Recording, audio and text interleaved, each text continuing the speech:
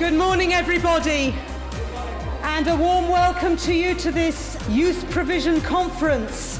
It's my pleasure to welcome you to the day and to introduce you to the day. I'm Tina Upton. I am the rector at Holy Trinity Church here in Blacon, and I chair the Blacon Youth Provision Forum, which is what BYPF on your badges and on the conference and literature stands for. We are a group that have been meeting more or less monthly for the last year or so, looking at what's provided for young people in Blacon, what isn't provided for young people in Blacon, and what ought to be provided for young people in Blacon. I said I'd talk a little bit more about the work of our Blacon Youth Provision Forum. I won't say a great deal, but it started off with some fantastic work that the Children's Society did here in Blacon. Basically, the core of what we're about is not just the grown-ups who are sort of interested in what's happening to youngsters, making decisions on behalf of the youngsters. It's actually hearing from young people themselves what their experiences are and what they want. Good morning, everybody. It's really fantastic to be here. I'm here with two of the members of my team, Jim, who's sitting over there, and Helen, who's sitting at the back. So we're going to be with you for the rest of the day. So the consistent messages are, with the older children, they are still particularly happy with their sense of the future and still particularly happy with how they feel about their material possessions, which is great. The other thing that continues and is the same message from the older young people and from the children, again, still unhappy with safety and crime and still unhappy with behaviours often of adults, sometimes older teens, but generally more adults. So they're the kind of consistent messages. Now, this is what changes, and this is what we've found changed. And it'll be interesting to see what comes out of today if those messages are still the same. When I think back to how happy some of the children were when they talked about some of their local facilities, again, the venue is one that was mentioned a lot.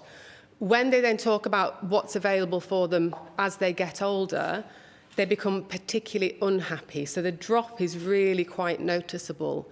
And I think they seem to feel quite lost, a bit let down. That there was this amazing place for them. And some of them, as they're getting older, still do access some of those facilities, but they're obviously hitting that age where they want something a little bit different, maybe something more for them. So local facilities came out a lot.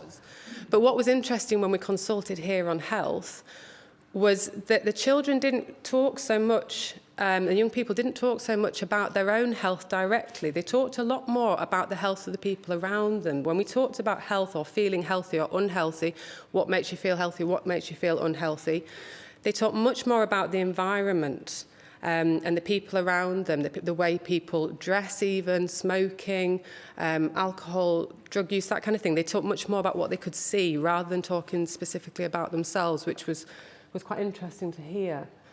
The other one was feeling listened to. The younger children are coming out as really feeling really very well listened to. Once children are hitting their teenage years, there seems to be a distinct lack of any kind of mechanism to have their voice heard, and I think they feel a bit resentful that there's lots of other groups maybe in Blacon that are able to be heard, and they feel a bit marginalised and a bit lost, I think. And it's not that they haven't got a lot to say, because they have. So that came out really quite strongly as well. Develop a wider variety of places where young people can just be. It's not always about providing a youth club. It's not always about providing a structured activity necessarily. Sometimes it is, but sometimes it's more about space, having a space or somewhere that just feels safe, and also somewhere where young people feel accepted. They don't feel they're going to be moved on every 5 minutes. They don't feel that people are going to be irritated by them. Okay, thanks very much for having me. My name's Mike Barclay, and I work for Wrexham Council, although I do live in Chester actually. And a lot of the things I'm going to talk about, Kath has just mentioned actually, because it turns out that when you do detailed research with children, they're very good at telling you what they need, and it turns out that actually children in Chester, in Blacon and Wrexham aren't radically different. Hands up If you're a child or young person, you can do it as you are now, or adults, try and think back if you can to when you were children. I know it's difficult for some. Hands up if you play or played in your bedroom.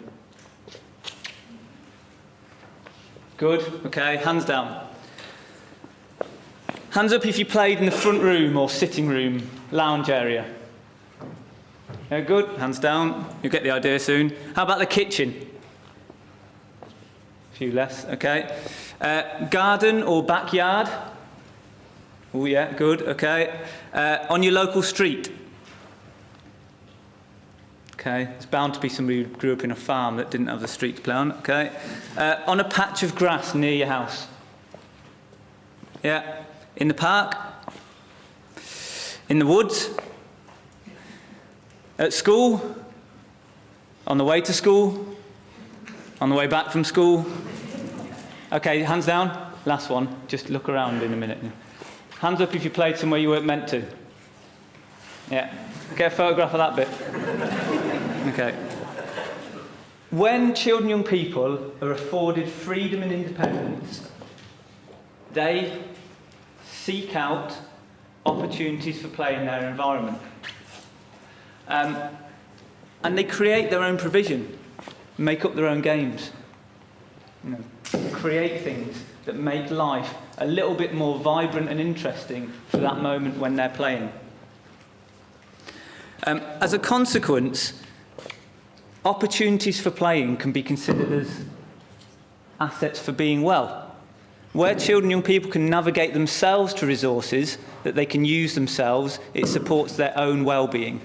You can't just improve the situation by sorting out the time. Children and young people have got to have access to time where they can do the things where they want to do, space where they can do the things they want to do, and be supported by the kind of attitudes that allow them to do those things. And if you haven't got any one of those things, children and young people can't play. Young people also need time and space. They have a right to time and space. But what we also found is that younger children said, if you get it right for the older ones, you'll get it right for us as well. If the older ones are happy and have places to go, we'll have more places to go as well. And also there's obviously this issue, particularly to do with perceptions of teenagers. We found a general intolerance towards children playing, but there was a real issue about the behaviour of teenagers. And it seems to be that people are more accepting of younger children's behaviour as play, but they don't perceive the behaviour as teenagers as play. They're more likely to see that as antisocial behaviour. And young people might not want me to call it play either, but it boils down to the same thing. It's doing the things that you want to do when you've got time and space to be yourself. Hello. Okay, yes, I am going to look after you for the rest of the day. Okay. This is what we're going to do today. In a minute, you see these big sheets of paper here? Monday, Tuesday, Wednesday, blah, blah, blah, blah. I'm going to get you to work on your tables to think about all the things that go on in Blacon. And I'm talking about provision, but also stuff.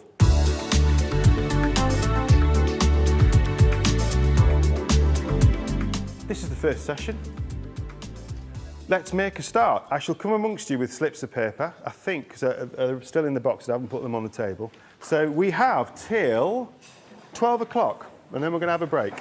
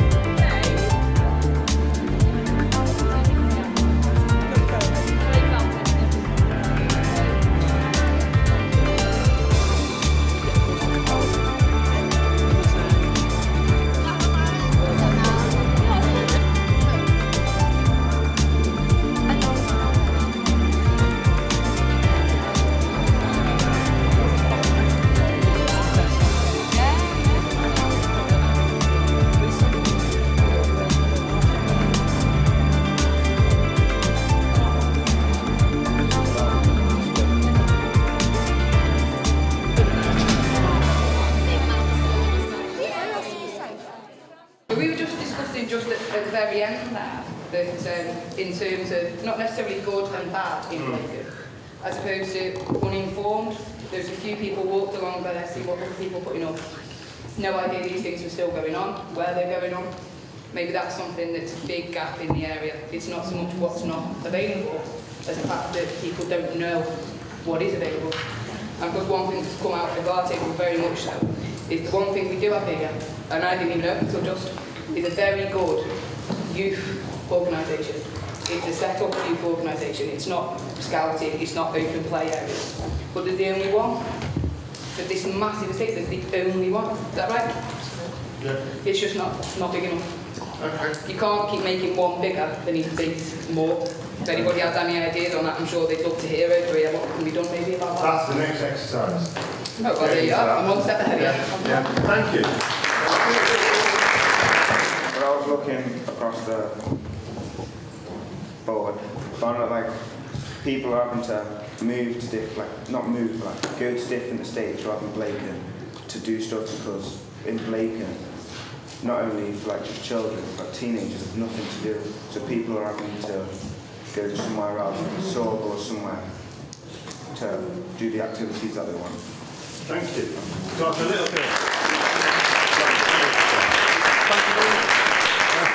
I think the two things that came out of our discussion was, firstly, that a lot of the problems are caused by intolerance.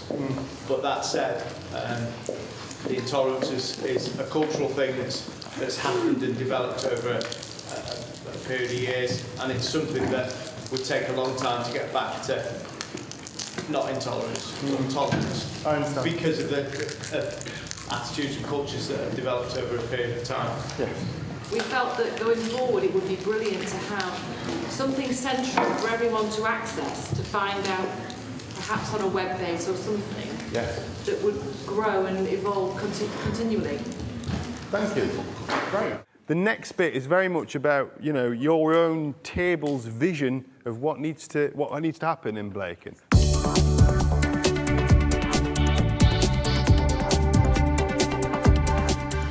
What I'm going to ask you to do is this. If I had a magic wand, fill the gaps, sort the bad stuff, expand the good stuff, use your flip chart pads, write on your ideas, rip them up any shape you want, stick them on the board, and we're going to create a kind of mosaic of visionary brilliance. And we have till 1 o'clock.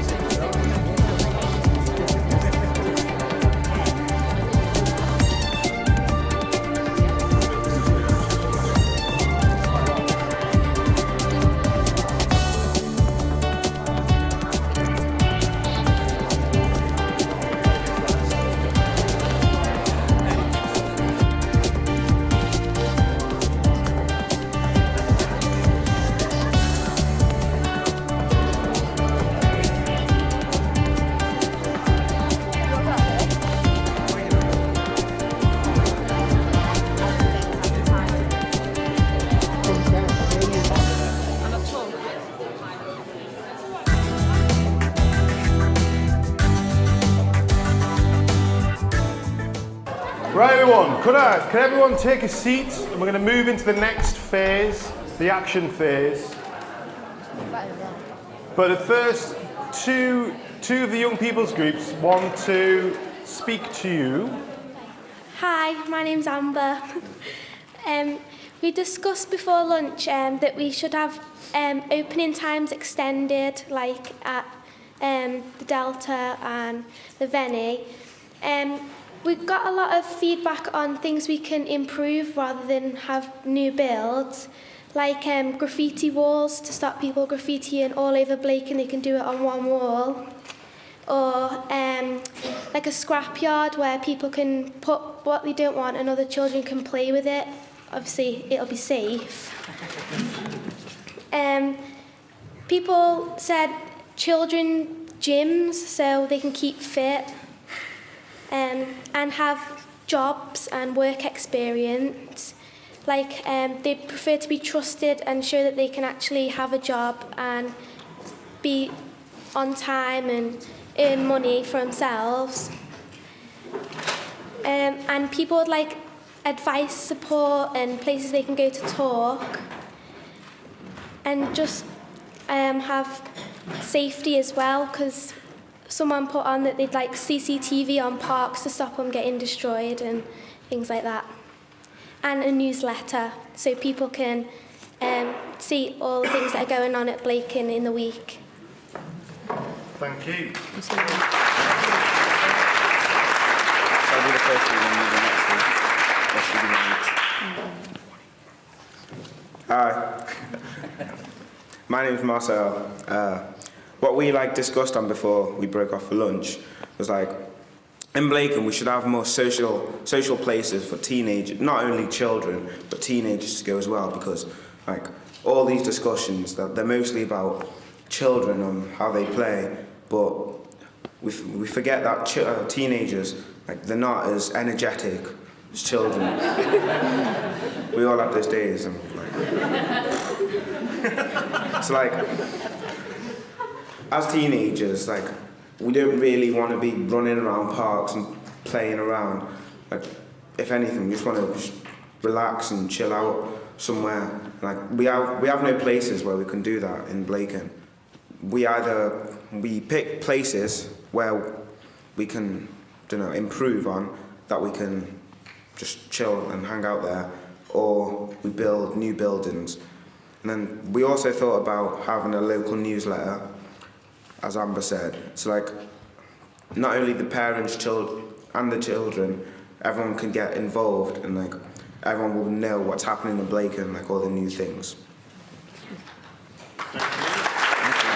We're thinking about maybe using the space that's available differently, instead of just leaving it as an open field. We could maybe add parks or different types of activity spaces on there. We also thought about a school bus and having one for every primary school, so that no child's late for school or learning, and so and it's free. Before it could be free, so we not have to spend money every day of the week. And we thought about maybe in the Delta Centre you could have a problem page. So if you have a problem about Blacon in the local area, you could write on there, and some people would see it and they could give it to the council. That's great, thank you.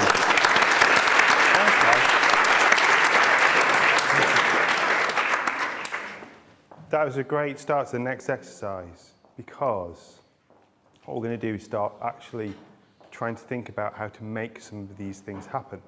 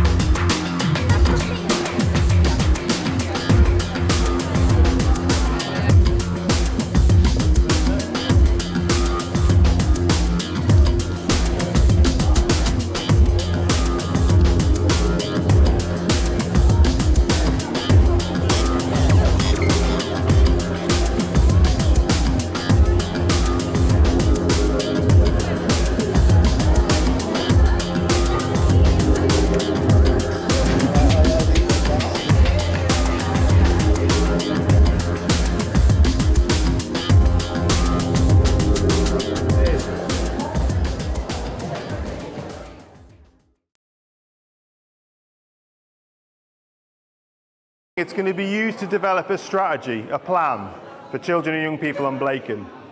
And that's due to be around about January, I think. So all of this stuff will inform what goes in that in a very significant way. The second thing I'd like to say is to thank everyone, I think probably especially the children and young people, for the energy and the creativity people have shown today. It's been fantastic. Some of the stuff that I've read has been new. You know, I've read it and thought, I never thought of that.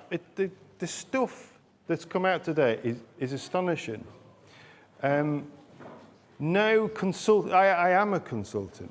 If you'd hired me to come in and say, hey, Dave, can you write a strategy for children and young people with Blacon? I couldn't have got 1% of this stuff. So this is incredible, what you've given, especially the kids, the young people, all of you. It's been great. And this afternoon, it's hard work. It's lovely in the morning when you're dreaming and going, oh, this would be great. It's awful in the afternoon when you actually have to get down and go, how am I going to actually do it? So, there's a lot of energy gone into this afternoon, and I really do appreciate it. So thank you all for coming. Thanks for showing such enthusiasm and passion for trying to make this a better place. Make this place a better place for yourselves and the children and people who live here. Give yourself a round of applause. Oh, man. This is good stuff. Great stuff.